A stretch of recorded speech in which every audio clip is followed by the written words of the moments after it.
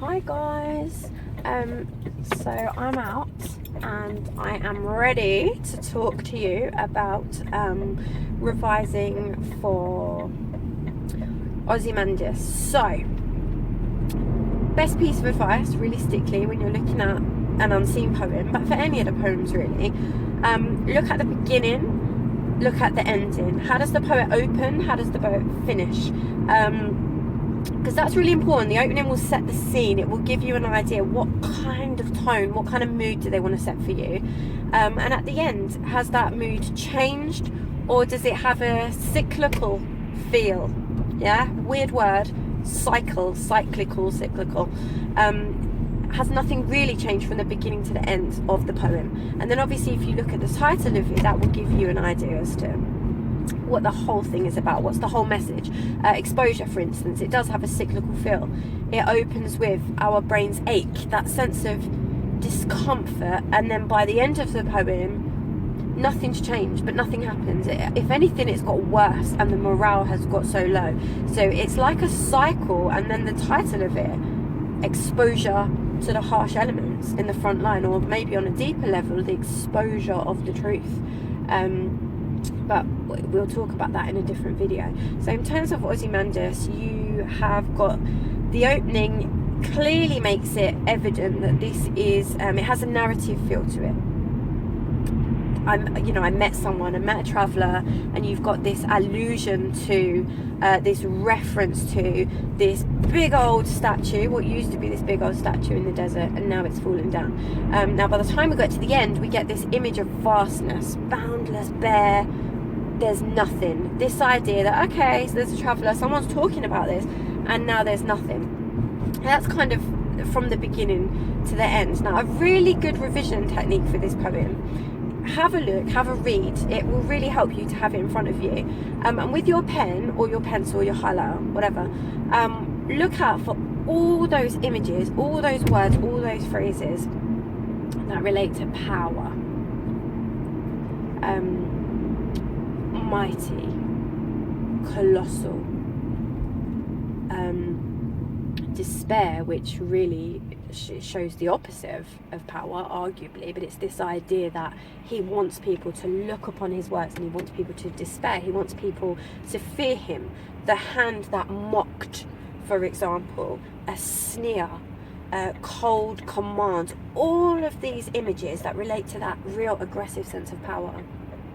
And then in terms of a contextual link, you've got to remember Shelley, romantic poet who wrote this, was known for his critique of, his questioning of traditional forms of power and traditional power structure.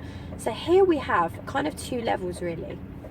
Just remember a grade 4 will demonstrate a clear understanding of the poem, of what the poem is about.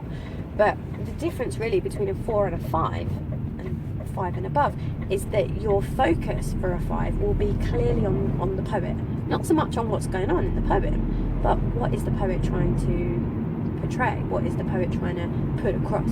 So this whole idea on the one hand is that the message that power corrupts. Power can corrupt people. You've got this dude, you've got this man, the king of Egypt, Ramesses II, and he's cold. He's sneering at people, he's mocking people.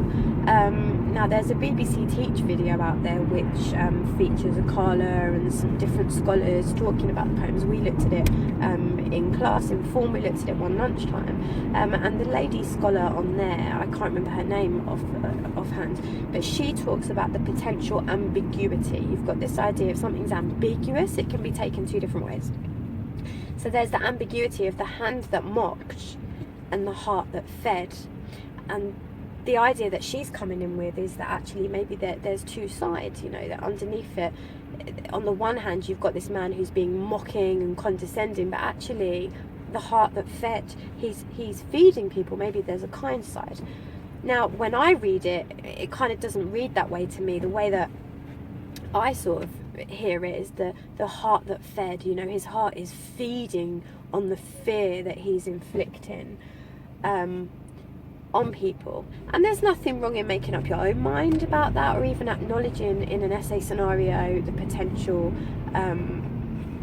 potential of there being more than one interpretation. So you've got this idea that power corrupts, ultimately. And then as you go deeper, particularly bearing in mind that you've got Shelley, who wrote this and everything that we know about him, is this idea that power doesn't last. And potentially, unlike him, in poems like Tissue, which we have talked about, and I'll do another video about that, the idea that kind of gentle approach to power is ultimately what lasts, the gentle light and love that can be passed down, whom was born to whom, on which sepia date, all of this gentle power that's passed down through generations. When power is aggressive, when power is mocking and sneering and condescending in that way, Shelley's presenting us with this idea that kind of power, built on intimidation, you know, this statue's colossal, this colossal figure, is now just a wreck. It's now face down. I mean, think about that for a minute. You know, this mighty figure who everyone feared, his shattered visage, Nivea visage for women, for men, you know, your visage, your face. It's a very personal thing, the face. It's the part of your body by which others recognise you. And this idea that this face, the very face of Egypt, is shattered in the ground. This colossal figure is a wreck. The sands stretch far, boundless, bare. Okay, nothing beside remains. There's nothing. So in terms of structure, Shelley leaves us with this image, this depiction of nothingness, in contrast to the mocking and the sneering and the ultimate power that was held by this person. By the end of the poem, you just have this image of nothing, and this whole idea that thousands of years later, because the Egyptians did, they created these vast monuments. They were supposed to stand the test of time.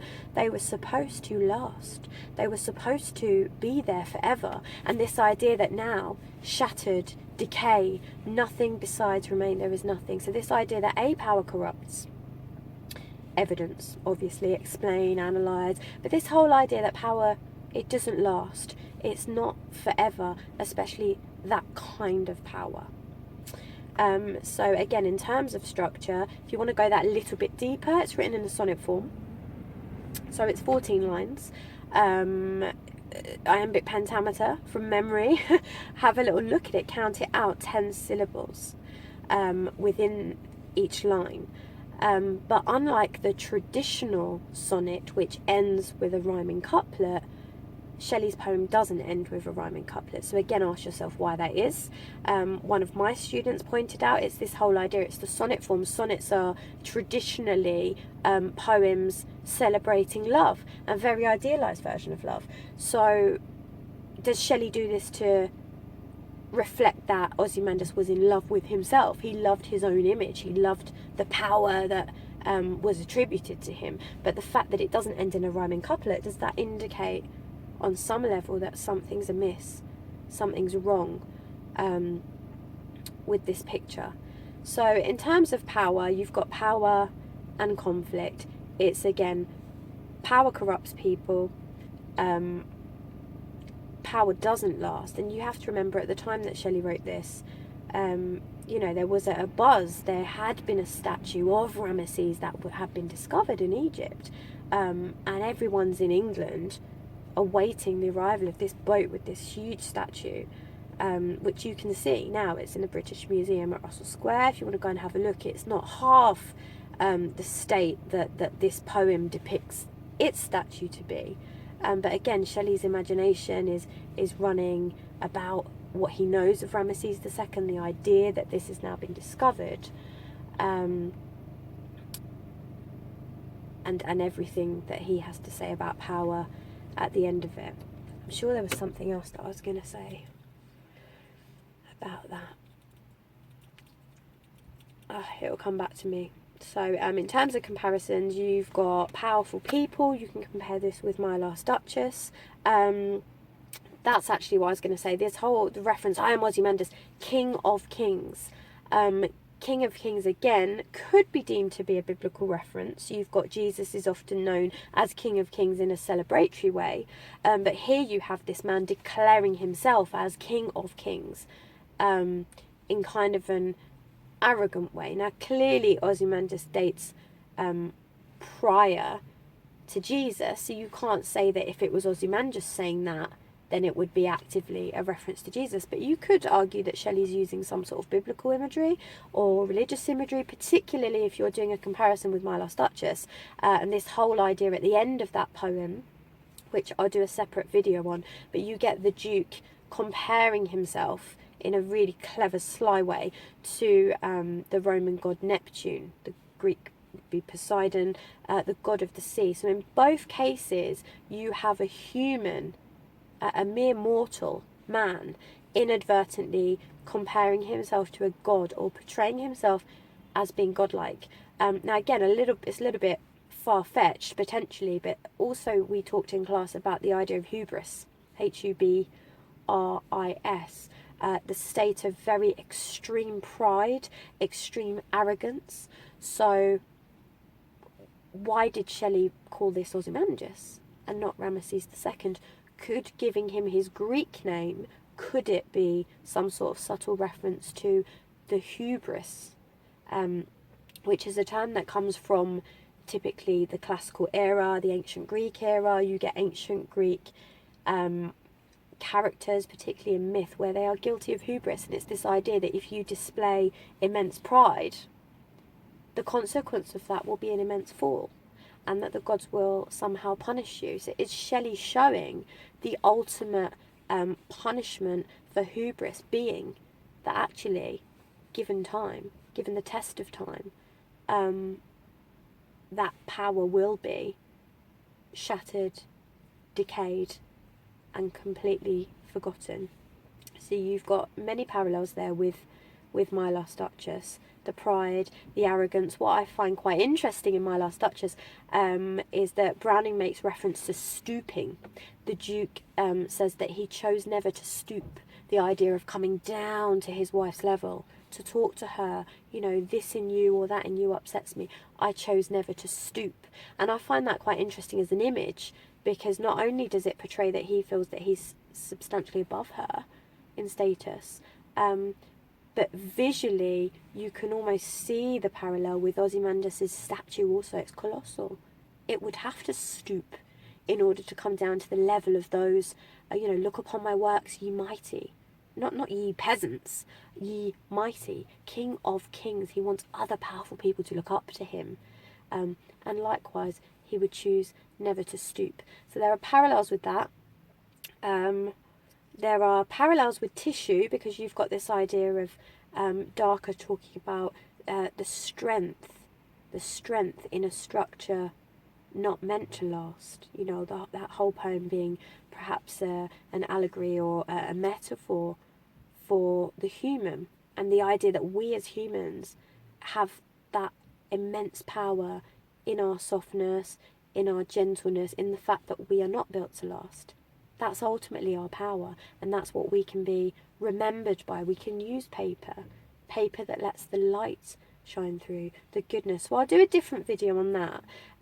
But really, you could say in terms of tissue, it completely contrasts with Ozymandias in terms of the kind of power. You've got this power that was deemed to be and supposed to be completely immortal, that's now shattered and decayed. No one cares.